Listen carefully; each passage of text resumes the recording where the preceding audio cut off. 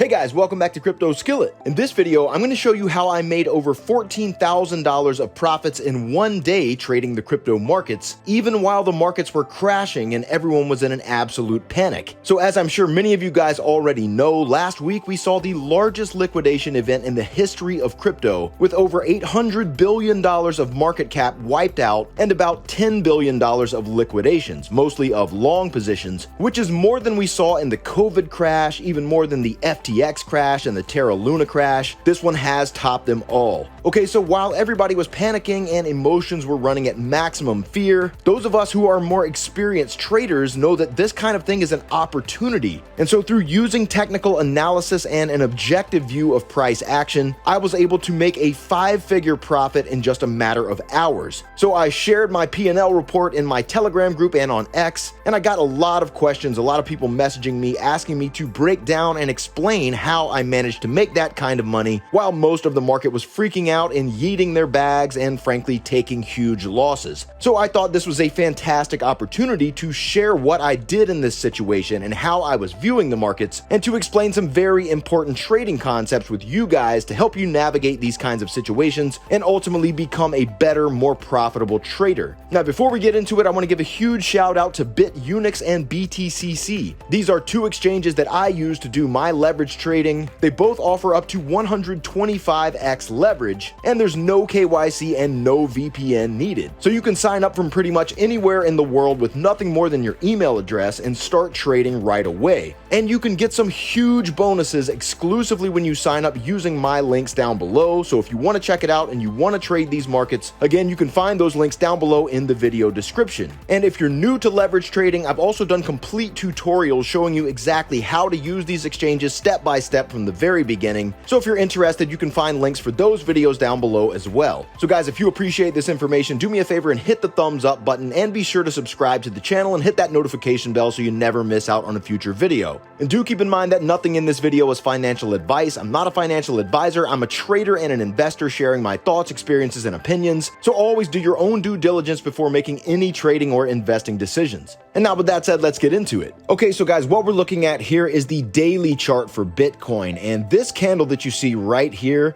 this is our big liquidation event that happened last week, okay? Now, as you can see here, I've got this range marked out, okay? Because that's the way that I'm viewing these markets right now. We're just basically trapped inside a range-bound environment. Now, remember, there's only two different kinds of price action. Okay, you've got a trending environment where you have higher highs and higher lows, in the case of an uptrend, or if it's a downtrend, it would be like lower highs and lower lows. Okay, so that's one type of trading environment. And then you've got a ranging environment or a range-bound environment where price is essentially trading between an upper bound and a lower bound of a range. Now, when we're trading within a range, we play this very, very differently than we would if we were in a trending environment. So for example, if we're in a strong uptrend, we want to be looking to long all of the dips, expecting further upside continuation. And if we're in a strong downtrend, we want to be looking to short every bounce, again, expecting further downside continuation.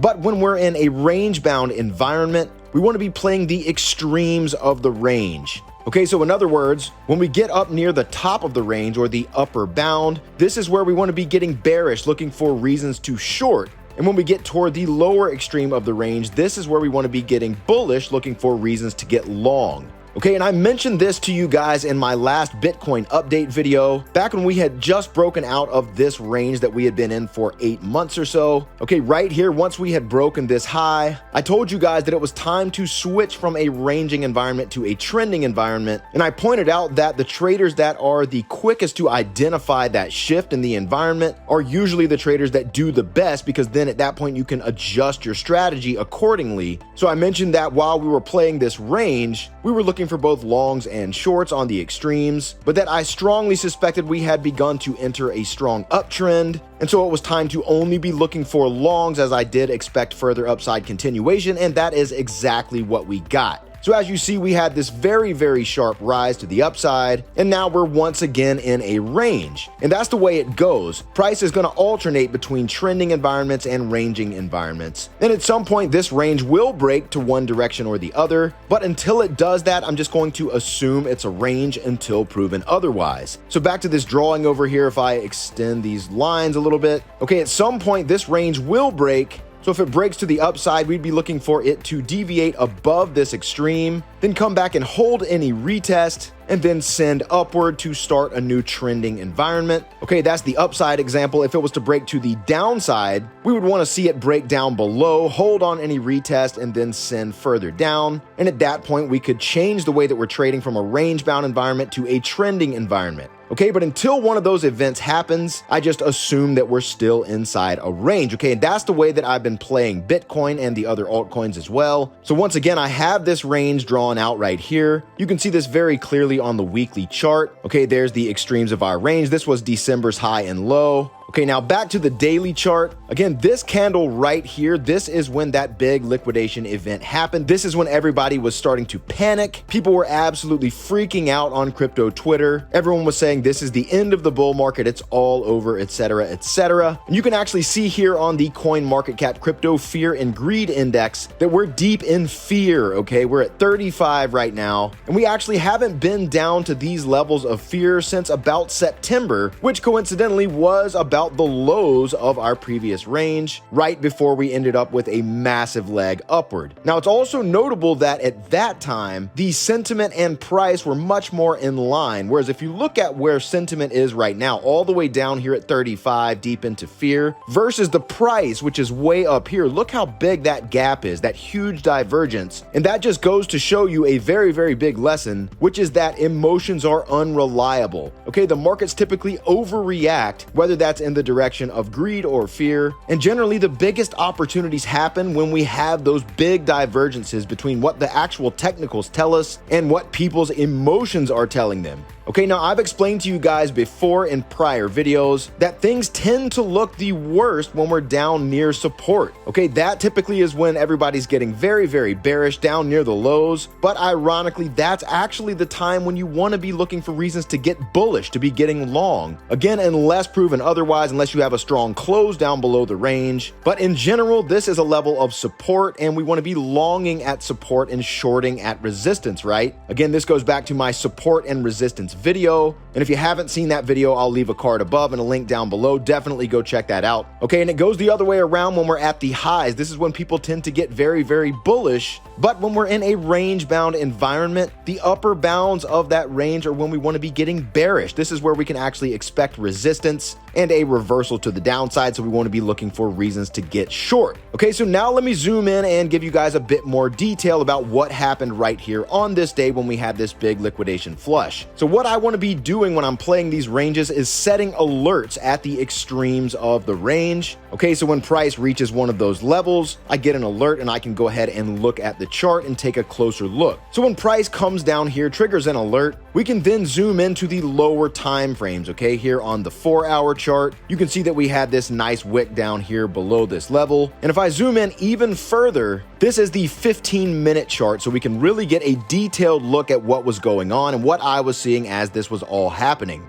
Okay, so right here, this is the area where we actually wicked down below this level, and you can see we had this very strong reaction. We had an SFP, or a swing failure pattern. You see these big wicks, this big reversal candle here. This is indicating that buyers are stepping in as expected right down here around support. So now at this point, this is giving me a strong indication that I need to be looking for reasons to get long. Okay, now some people probably blindly long this, but I was waiting for an actual confirmation and some kind of valid setup. So what we see here is that price reversed, created this high, came down below this, and then eventually broke that previous high to make a higher high. Now, this is an exact setup that I've covered before in a previous video, where we have a low, a high, a lower low, and a higher high. Okay, so at this point, I'm gonna mark out this series of up candles right here in this up move, drag that over, and now I'm waiting for price to return to that zone. And that's exactly what we got. So right here, this is my trigger to get long. So I get long targeting the mid-range. Or to be more precise, you can go to a higher time frame, like the 4-hour, and look for an order block or a supply zone. And that's exactly what we got. So right here, you can see this last up candle in this consolidation that preceded this big dump.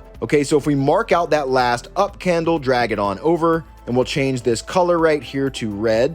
You can see this higher time frame supply zone is exactly where price ended up reaching and then finding resistance, making for a perfect take profit level on this quick trade right here. Okay, so there's a few important concepts to understand about this type of execution. And these are things that I've previously covered in past videos, and this is just a perfect illustration here. So first of all, I'm using the higher time frames to get my levels, and then I'm using the lower time frames for my actual execution. Okay, so again, on the higher time frames, once price has reached a level of interest, then at that point, I can drill down to the lower time frames to actually do my execution of the trade. And that worked out absolutely beautifully for a perfect long scalp trade. Now, this happened with lots of other coins as well. As I'm sure many of you guys know, most of the liquidations did not happen on Bitcoin, but rather on altcoins. Okay, Bitcoin did take a dive, but a lot of altcoins got absolutely slaughtered, and that made for some even better opportunities with those higher beta plays. So to give you one example of another trade I took during this time,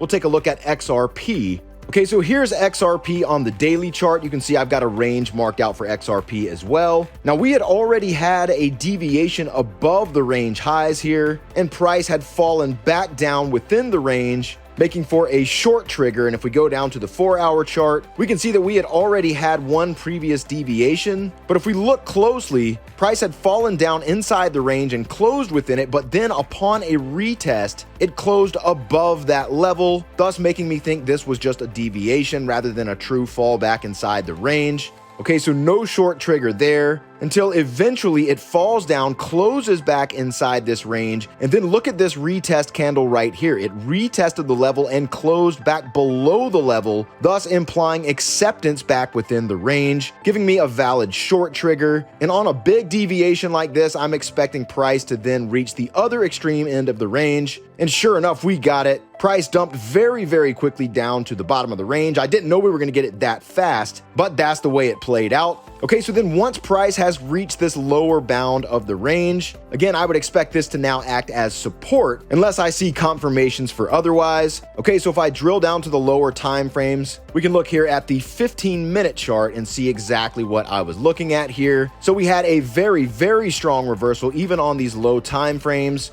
You see this gigantic reversal candle right here with that huge wick. Okay, that's showing that buyers are stepping in very, very strongly. So now at this point, again, I'm looking for reasons to get long. I'm looking for setups here. And so this one played out very similarly to Bitcoin. So we had a move up, then we got a low, a high, a lower low, and then a higher high. Okay, making for that exact same setup that I've covered before. So we'll mark out this last up move here. This is what's often called a breaker. Okay, we'll drag this over. I'll change the color here to purple. And now for further confluence, I can actually mark out this very important level right here. So this is going to be the top of the body of this big high volume candle that dumped. So I'll mark this out, and you can see that that falls within that breaker block that I've already marked out, making for further confluence. So sure enough, price retraces, comes back to that level. There's my trigger to get long. So I enter the trade down here. And now once again, for my take profit, I'm going to go back to the higher time frames. So this is the 4-hour chart, and I'm going to look for an order block or a supply zone. And again, that's just going to be the last up candle before the big dump down, and we can see one right here. So I mark this off, drag it on over, change the color here to red.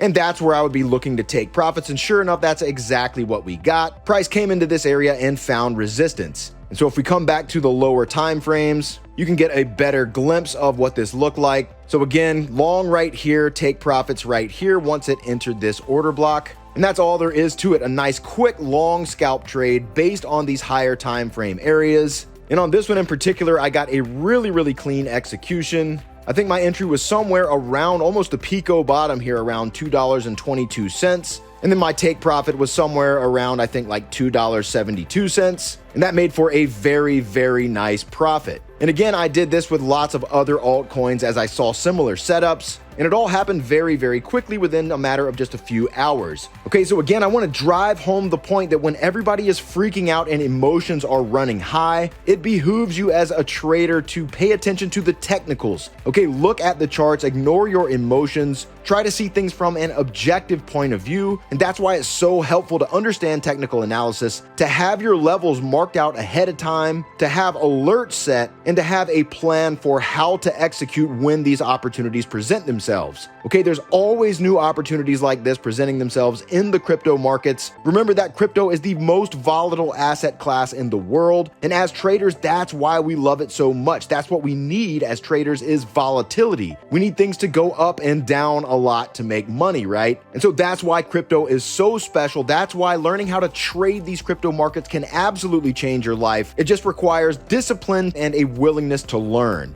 Okay, so guys, I don't want to make this video too long, so I think I'll cut it off right there. I think this really ties in a lot of prior concepts that I've covered in other trading videos, and you can see the real life results played out absolutely wonderfully. And remember guys, if you want to trade these markets too, you can get signed up to BitUnix or to BTCC. These are two of my favorite exchanges that I use to do my leverage crypto trading. You can get an insane amount of bonuses, both in trading bonuses and in deposit bonuses when you sign up using my links down below. Okay, they're both non-KYC, non-VPN exchanges, so you don't have to give them all your personal information and you don't need a VPN. It really couldn't get simpler or better than that. So enjoy the free stuff, guys. Again, links down below. And if you got value out of this video, do me a favor and smash that like button for the YouTube algorithm. And of course, if you haven't already done so, make sure you subscribe to the channel and hit that notification bell so you get notified every time I post a new video. So all right, guys, that's all for now. Hope you've enjoyed it. Thanks so much for watching. We'll see you again in the next video.